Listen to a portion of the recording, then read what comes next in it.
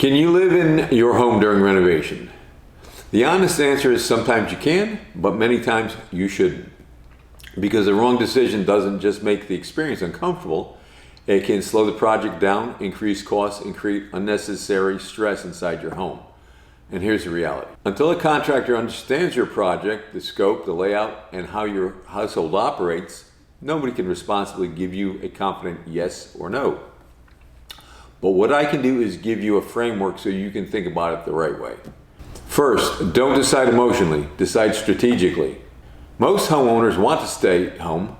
That's completely normal. But a renovation isn't a minor inconvenience. It's a controlled disruption of your home for weeks or months, and the decision needs to be made realistically. Second, how will your home function day to day? If the project is a small contained renovation, for example, a kitchen and one bathroom, staying home may be reasonable. But if the renovation affects a larger proportion of your home, you're dealing with daily noise, dust, limited access, work in your home, deliveries, materials, and dumpsters. And at this point, it becomes less about inconvenience and more about a temporary lifestyle change. Third, utilities determine everything.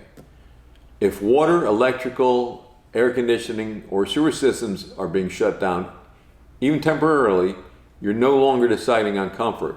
You're deciding on basic livability. And many renovations require interruptions to these systems or services at certain stages. Fourth, consider privacy and daily routine. If you work from home, value privacy, or have a structured schedule, understand this. Every day your home becomes an active job site, typically from morning through late afternoon. And that's simply how professional construction projects operate. Fifth, your decision affects the cost and the timeline. Living in your home often means restricted access, limited working hours, and more protection required, and slower sequencing. And that can extend the timeline and increase cost. Sixth, phasing is possible, but it's rarely efficient. Some homeowners ask, can the project be done in phases so they can stay there? Sometimes this can work, but phasing usually increases the overall cost and duration because it adds labor, coordination, and repeated mobilization. So the real question becomes, is the trade-off worth it to you?